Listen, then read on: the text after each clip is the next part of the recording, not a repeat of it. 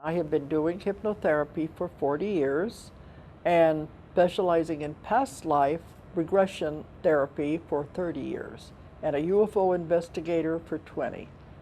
So I'm very varied and I have experience in all phases of the paranormal and the unusual. That's my passion, is to explore the unusual. I consider myself the reporter, the investigator, and the researcher of lost knowledge. I always want to make it perfectly clear that I am not a channeler. I don't channel and I'm not a psychic, I'm a hypnotherapist.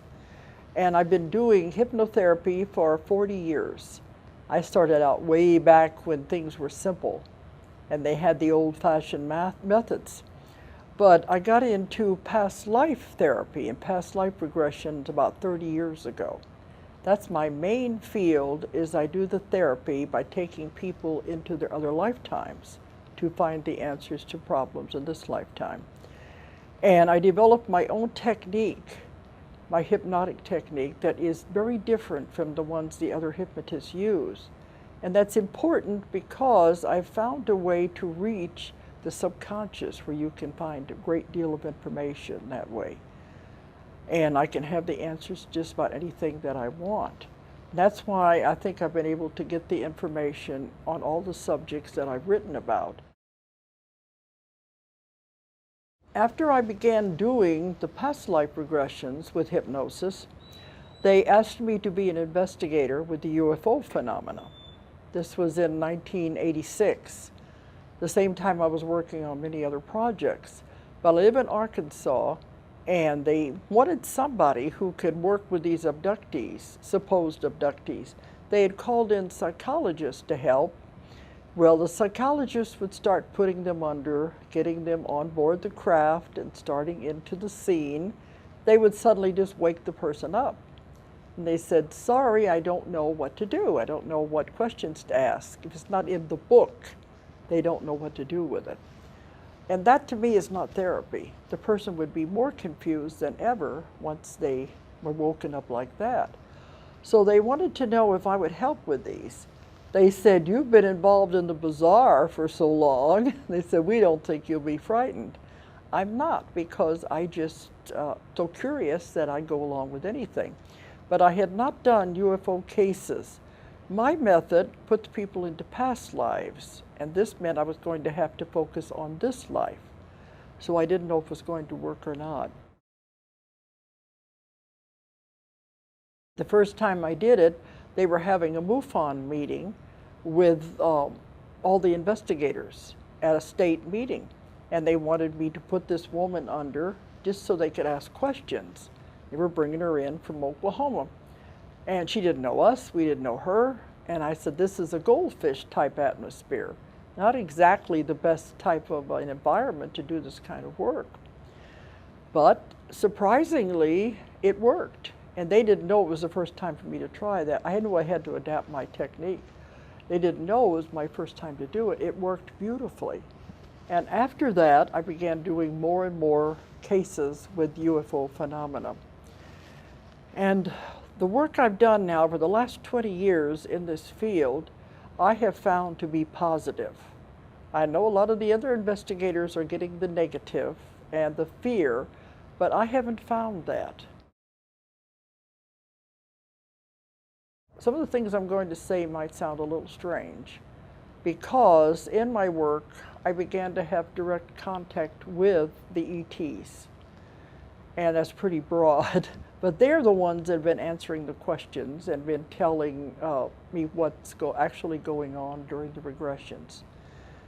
They said that the ideal situation would be that the person never remember anything, that they be totally blanked out, because that's the way it's supposed to be. These things have been going on since the beginning of Earth, and many of these people, they have been following them through their life with testings and with helping them their entire life. So it'd be better if they don't remember so they can go on with their life. But they said the problem is nowadays the chemistry of our brain. It's what we're exposed to with the chemicals in our food, the additives, the preservatives, and the pollutants in the air, the environment, how it affects the body. If the person is on any kind of drugs, medications, or alcohol, it affects the chemistry of the brain, so that the information that comes through is distorted. They are remembering an event like a dream. They're not remembering it the way it actually happened. They are remembering it with a distorted view of what they think happened. And then you bring in fear because they don't understand it. And they said fear is the strongest emotion that humans have. And when you bring in the fear, it colors the whole experience. So, like they have these support groups, I've been to some of them, and to me, I don't think it's therapy. It's just each one's fear playing off the other person's fear. So when I began doing the session, in my technique, I'm able to get the conscious mind, the emotions out of the way, so that doesn't interfere with what we're getting. You get into the deeper part of the person, you get the real meaning of what's happening. And when that happens, they'll wake up and say, well, if that's what happened, I can handle it. And then we can get therapy. And it's never the fear-based things that the other therapists are coming up with. But when I was working on this for quite a while, the ETs began coming through these people, because I work in the deepest possible level of trance. They would come through and they'll say, you're the one we're supposed to give the information to. What do you want to know? So they have been telling me everything about what happens with these situations, where they're from, how the ships are powered, everything. And I say, you don't ever tell me, what do you want to know? Because I want to know everything. I'm so curious, I want to ask lots and lots of questions. All right, in the beginning, I had a lot of missing time cases, which you've probably heard about, where the person has time that's not accounted for. But in some of mine, like the one woman was going, she left work and she was going to get lunch, and the people in the office wanted her to get lunch for them. Well, she went out to get lunch and she comes back and they said, well, it's time to go home now, we don't want it. She had lost half of the day. And another time she was going to a party and she got on the freeway. When she gets there, they said, well, you could have told us you were going to be late. We're leaving now. She would lose whole blocks of time like that. So when I did the session with her, I found out she was being taken, car and all, off of the freeway. So I asked them, I said, can you do that? And he said, certainly, we can do anything. So I said, well, why didn't you take the car? Couldn't you have just taken her and left the car there? They said that would have presented a problem, because the police would have come, there would have been a car sitting on the freeway all by itself. Much easier to just take the car off the freeway. And I said, yes, but what about the people on the freeway? Wouldn't they be surprised seeing a car going up in the air? They said they will see it, but they won't remember what they saw. So they are able to manipulate time and space and matter. I've had a lot of cases where people will be driving on a highway and see a huge UFO right over the freeway. They pull off to watch it, and they can't figure out, why does everybody just keep driving? They should be slamming on their brakes and stopping to see what it is, because it's a very individual thing. The sightings and the experiences are only for the person they're intended for. Many people will have experiences and their husband's in bed asleep, and it's not for them, it's just for the one person. So it's a very individual thing. And I've had many of these where they were taken like that. I had a woman in Hawaii who was at a convention, and she wanted to drive down to a hotel on the ocean to have dinner. She was driving down there and she missed the entrance to the hotel. And she went up a little further to turn around and go back. And when she did, she found this beautiful mobile home park with palm trees and flowers. She turns in to go around and go back. The next instant, she was on the other side of the island, going the opposite direction, and it was night. And later she went back to see if she could find this place again, and she never could find it. So she wanted to know what happened.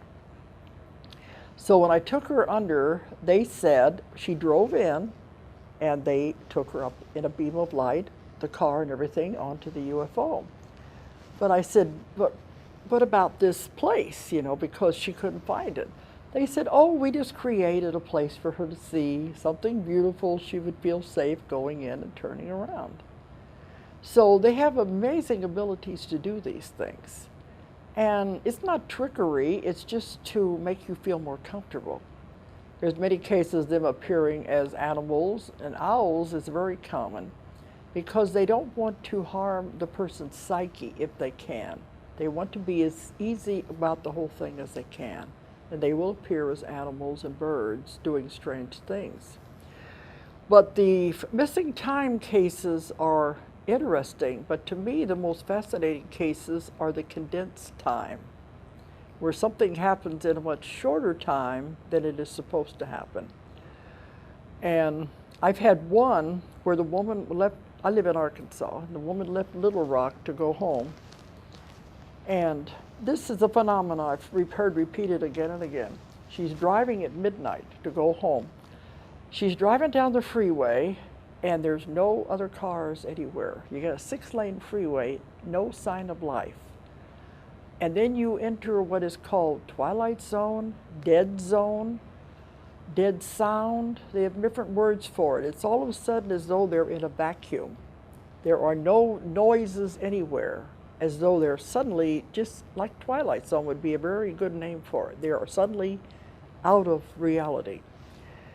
And she drove on until she reached the road to go to her house. And as she went up the road, she saw this huge light over a grove of trees, and she was watching that. And she got up in the middle of the road. Here again, there's no noises, no night noises, no lights in any of the houses. She gets up a little further, and in the middle of the road, she saw the first sign of life, if you want to call it that. It was an ordinary house cat sitting in the middle of the road on its haunches with its feet in the air, frozen in that position as it was staring at the light. And you know what was happening there? She was moving faster than the time or place around her. Like everything was frozen in another dimension. And 2 dimensions were sliding past each other at that time. She wouldn't have known it if she hadn't have seen the cat. The light went out like an eye closing, and she got home. It only took her 15 minutes to go home, which would normally have taken over an hour. And she went in and woke up her husband and said, remember what time I came in. I had another case a few weeks later at another big city in Arkansas where the woman was pulling off the freeway at night, and she also saw a huge light. And she was following her as she went off into the city. And again, it was like this vacuum, no sound, no sign of life, no people, nothing. She's driving down the street, all of the lights are going out in front of her as she approaches them. And it got so strange that finally she wanted to pull in a mall, somewhere where there would be people. And she saw an all-night restaurant, but there were cars parked out there, but there were no sign of life at all. So she went on until she finally got to her house. And when she did, the light sped off, and all of the sound came crashing in on her at once. Well, when I did the session with her, naturally I wanted to know what was going on because I'd had several of these dead zone type experiences. They said, just because you see a UFO doesn't always mean you've been abducted. They said, we have to stop your world for a fraction of a second. And I said, what do you mean? They said, we have to catch you off guard. I said, we aren't on guard. They said, you're on guard more than you think you are. So we have to get your attention, stop your world for a fraction of a second.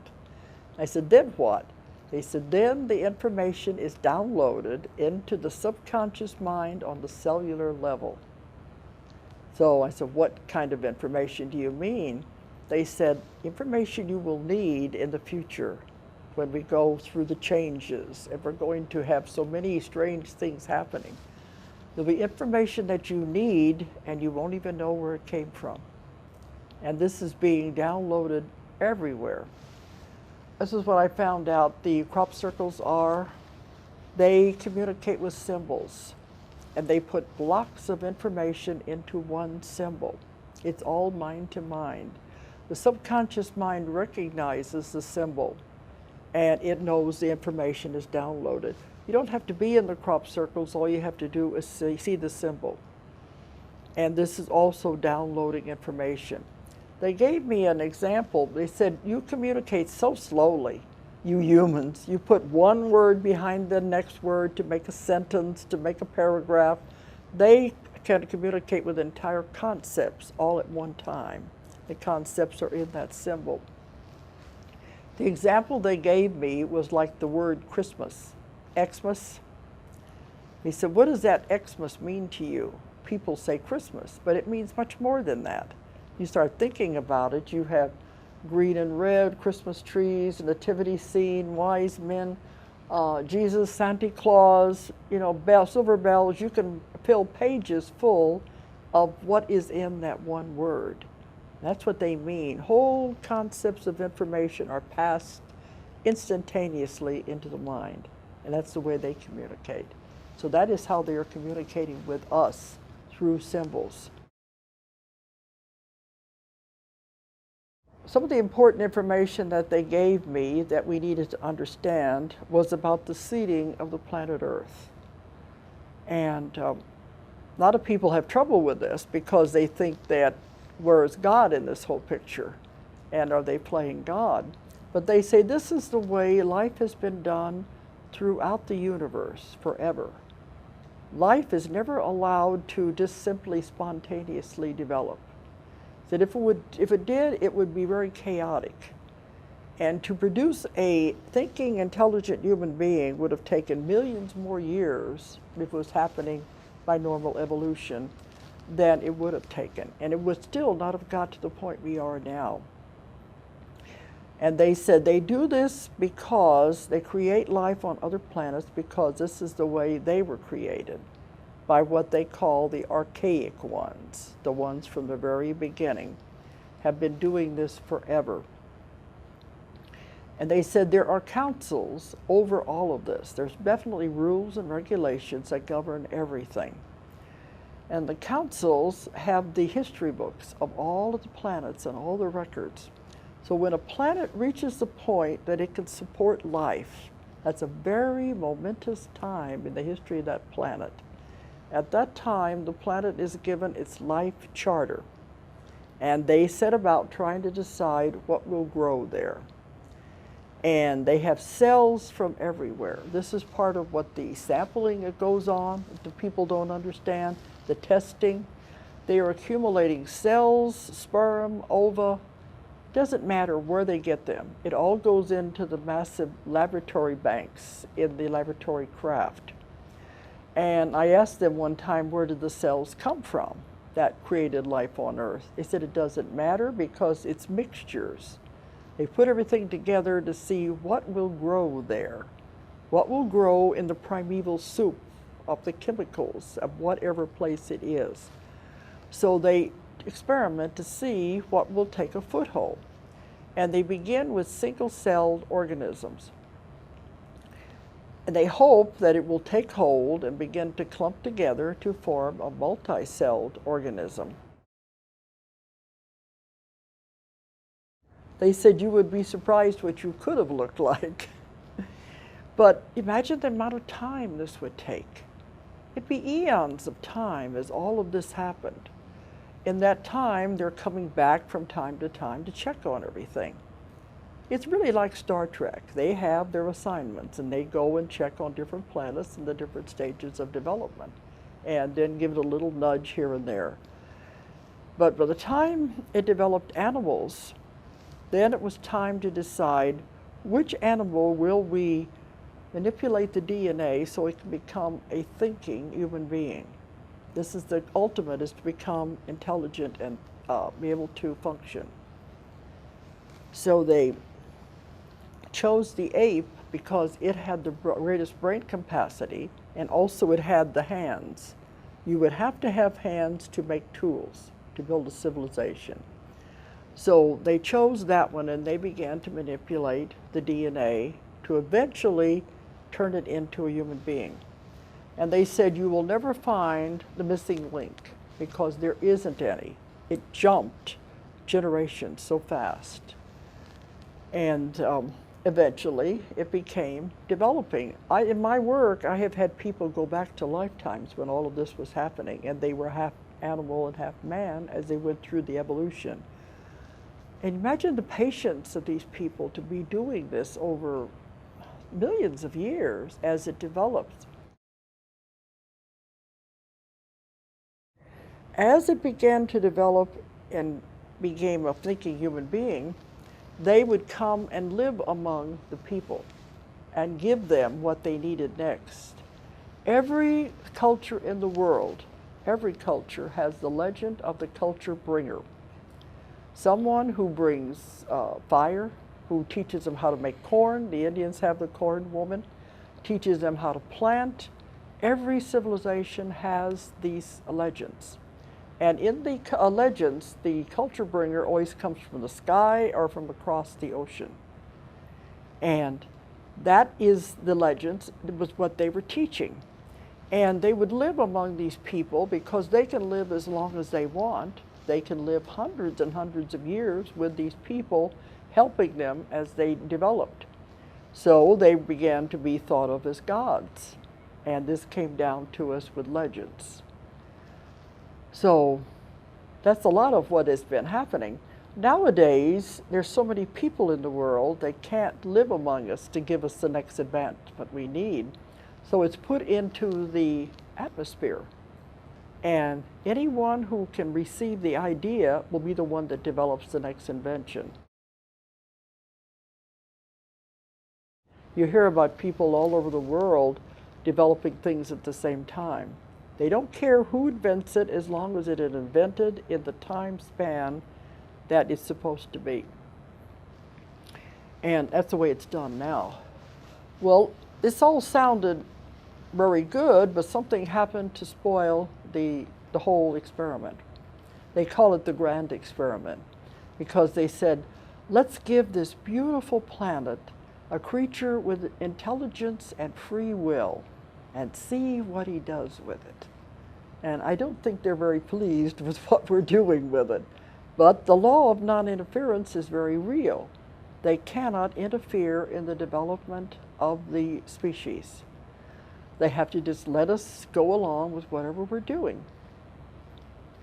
And I asked them one time, well, when you give these things, corn, fire, how to plant, isn't that interference? They said, no, it's a gift. We give them to the people as a gift once. What they do with it is their own free will.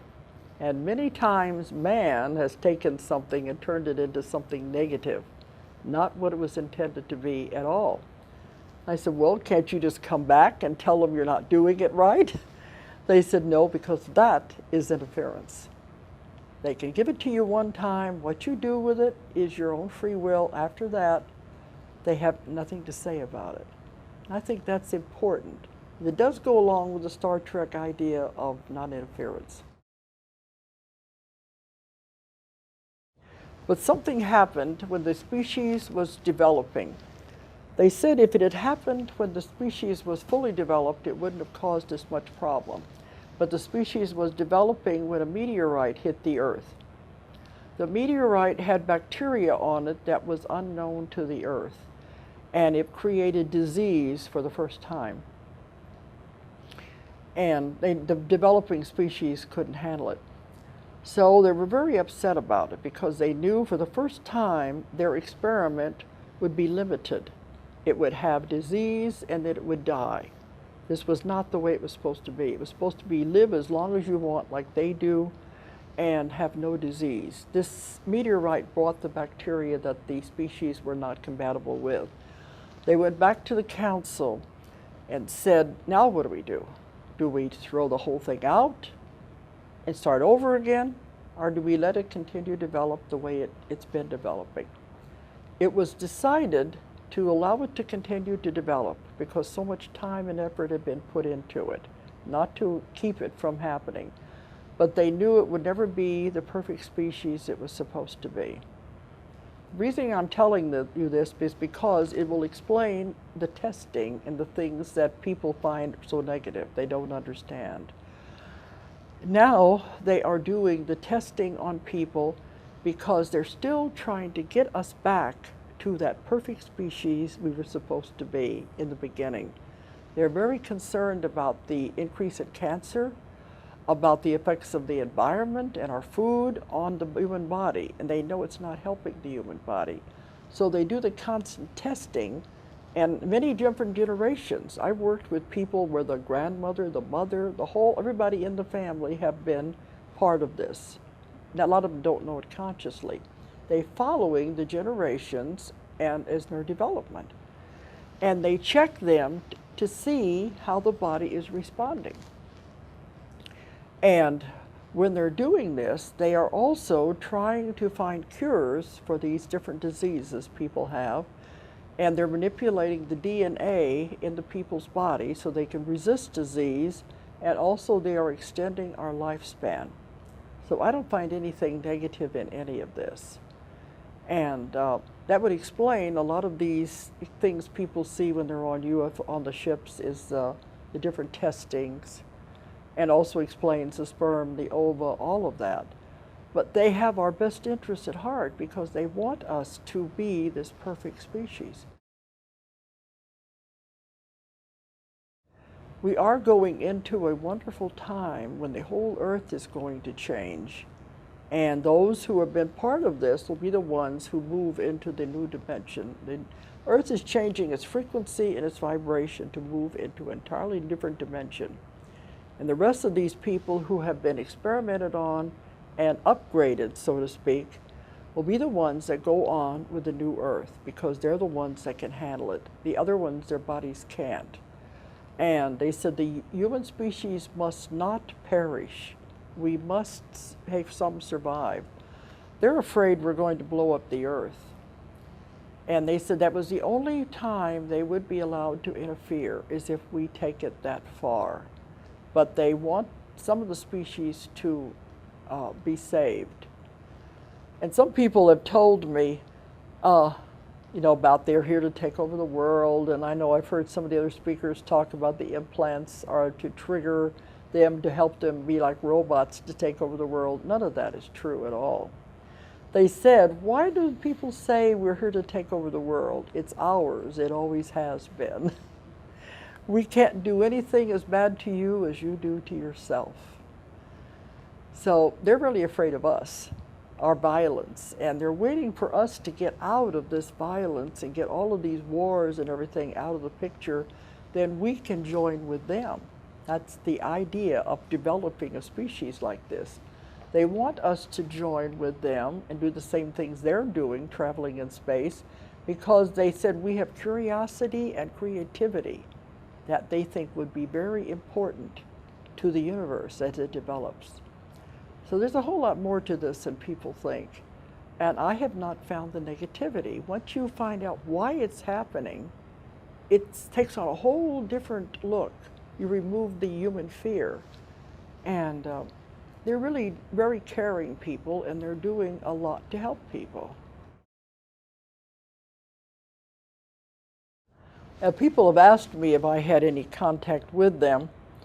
Only through the people I work with, and they're very personal. They have changed my diet. They've taken care of me and advised me on where to go and where not to go, so I consider them as friends.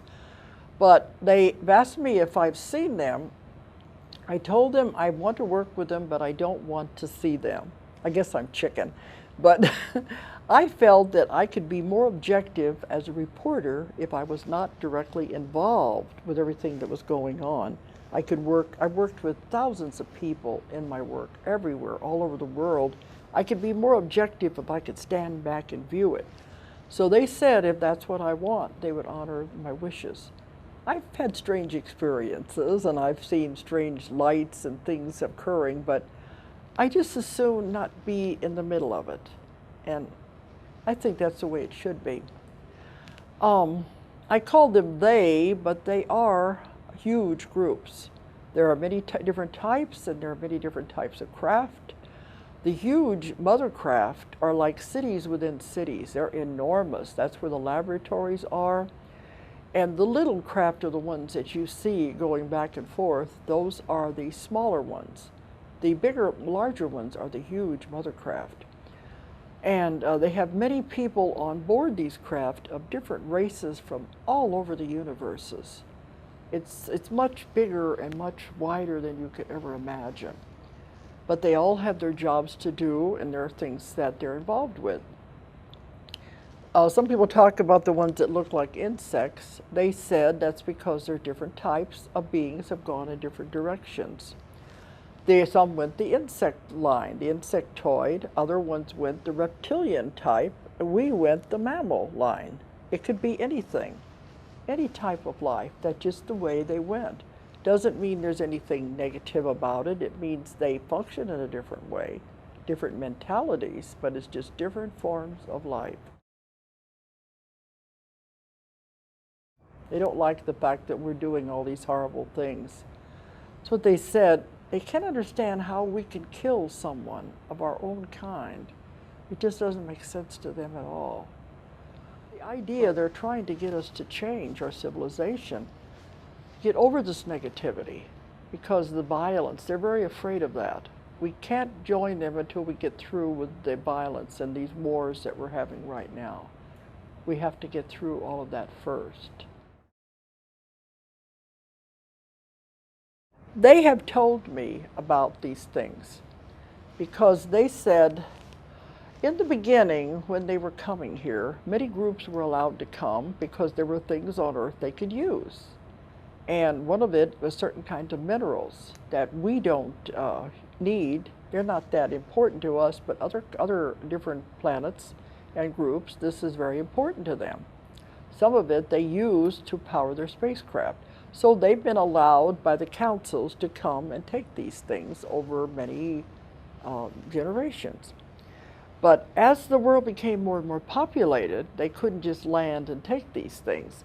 Then they had to begin working with governments to make deals so that they could take the things they need.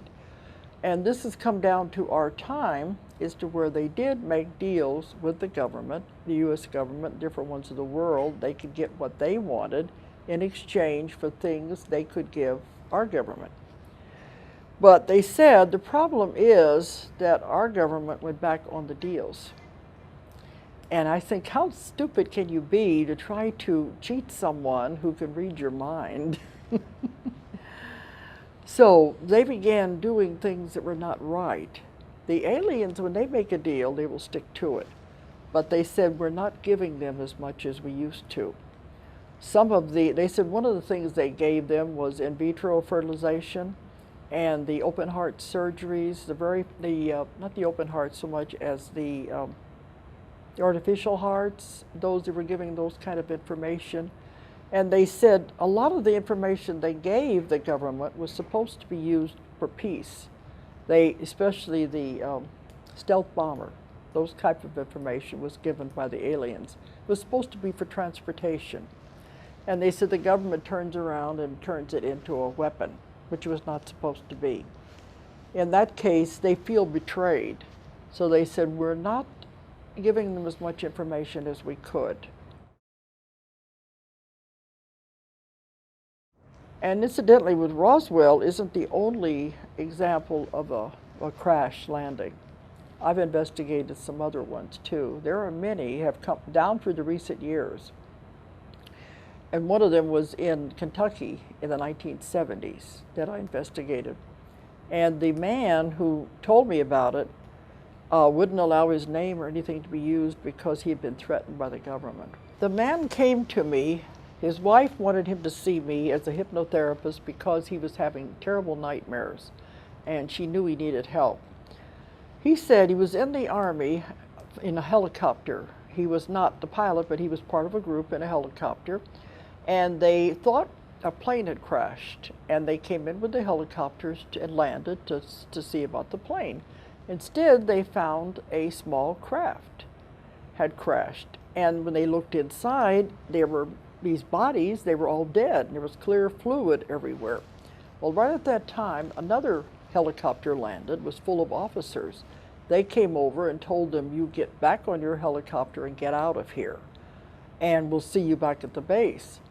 When they got back to the base, they went under 24 hours of like brainwashing, saying you did not see what you thought you saw, there was nothing there, you know, that kind of thing.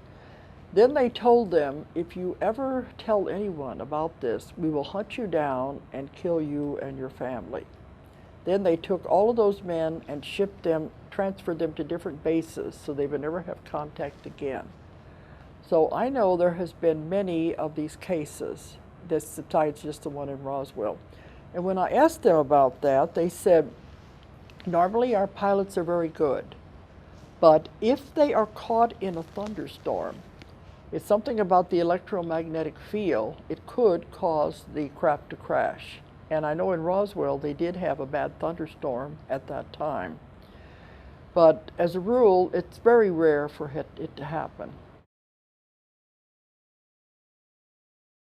The little grays are not what people think they are. They are robotic creatures. I called them a robot one time, and they said, it's not exactly a robot, it is a biologically created being. And you know, if we get around to making robots, we're going to make them look just like little humans. So the smaller version of the tall gray scientists that are on the laboratory craft. Right. When they travel by shifting their vibrations and frequencies. All they have to do is raise the vibration of the craft. It's like watching a fan blade or a propeller on a plane. When it speeds up, it becomes invisible. That's what happens with them. When they speed up the vibration and frequency of the craft, it will disappear into the other dimension.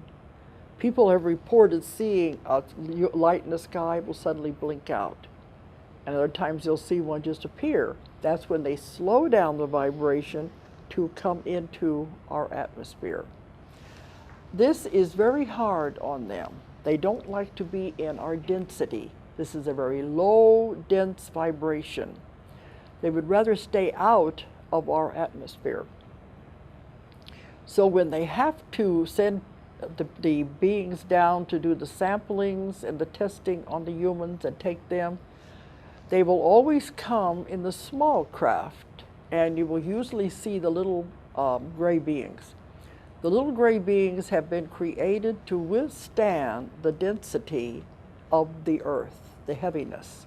And that's all they are. To me, they're like, I call them gophers. They're the ones that just do the chores and do what they're supposed to do and take the things back, because it's too hard on their bodies to enter our dimension. And sometimes people have told me they have seen like tall blondes in their room, but usually they have a see-through quality. This is because it's not really them. It is like a holographic projection into the room of this being, because they don't want to experience that. So you're going to see more of the little beings in the smaller craft than you will the others, and the large craft stays out of the atmosphere. Occasionally, a person has to have tests done that will have to be done on the larger craft. In that case, they will take the person and they have to speed up the vibration and frequency of the human body so they can exist in that environment for a short period of time. They do it as quick as they can because it's very hard on the human body. And they put them into a hypnotic-like state because they don't want them to remember, they don't want it to hurt the psyche. So they take them on board the larger craft and do what they have to do and bring them back. Now, I have had people talk about waking up feeling paralyzed and with bruises on their body. And they'll say, what happened? Did they take me and beat me up? All that happened was when you do this raising of the vibration and lowering the vibration again, They said they have to lower the vibration to bring you back. Just that act of breathing can create bruises on the body because the molecular structure and the cellular structure is not by the right vibration. And then when they come back into the body, it takes a few seconds to get back into this vibration and to hook it all up again, so they have this feeling of paralysis if they happen to wake up at the wrong time. And the bruises are just from the shifting of the dimensions. To me, that makes a whole lot more sense. I've done lectures, and especially in Australia, and people would start crying in the audience, and I said, well, I hope I'm not saying something to offend you. They said, no, for the first time it all makes sense. People have told me about they've seen triangle-shaped marks on their body, usually 3 dots. They said all that is when we do take you on the craft, we're doing upgrades and testing the body. If we find that you need anything, any adjustments, they have machines that do this.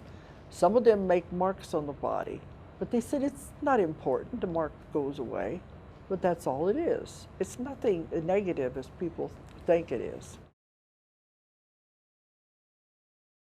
If they're very concerned about our body and what we are doing to it, the effects of the environment and the pollution, they are also concerned with what we are eating and what we are consuming.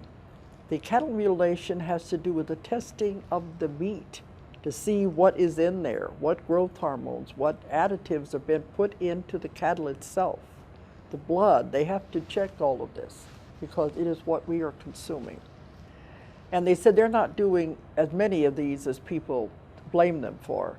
But that's all it is. They said it's not only cattle, they also test the plants, many different things that we consume to make sure it's safe for our body and what it's doing to our body. To me, that makes more sense than the other people are talking about.